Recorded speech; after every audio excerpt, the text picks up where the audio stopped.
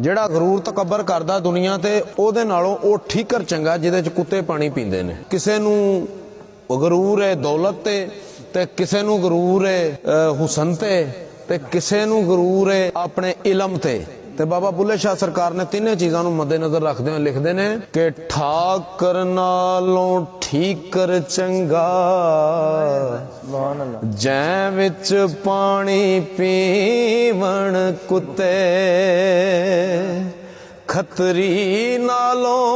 चम्यार है चंगा जेड़ा पैरी पवावे जुते ते मुल्ला नालो जेड़ा इलम ते गरूर करते ने मुल्ला नालो कुकड़ चंगा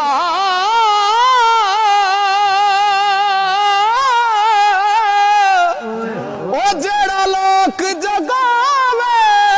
सुते बुल्ले शाह मना ले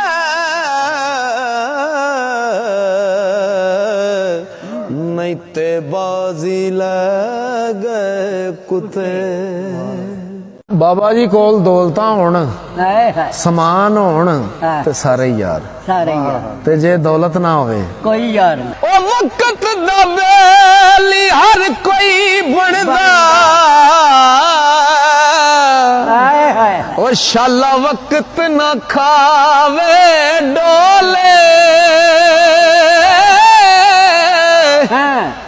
ते सज्जन भी बन दुश्मन जावे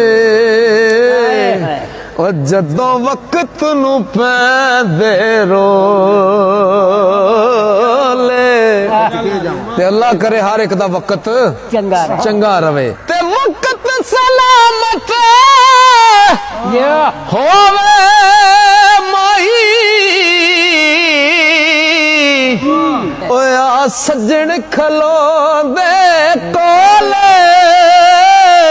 गुलाम फरीदा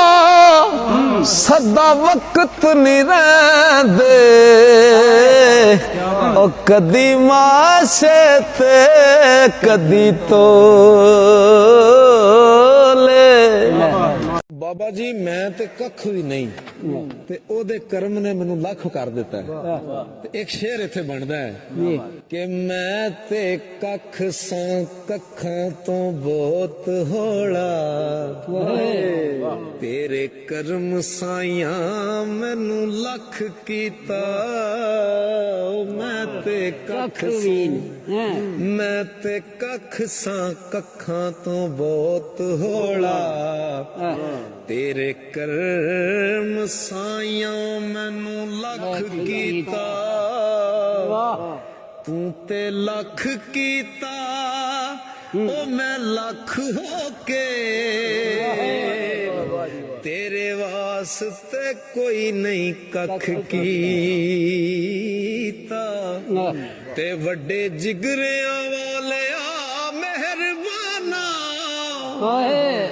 अपनी रहमत तो कदे नहीं वख कीता ओ करदा इंज नहीं कोई सरदार साइया ओ जिवें तुसां गरीबां दा पख कीता जिंज तुसां गरीबां दा पख कीता।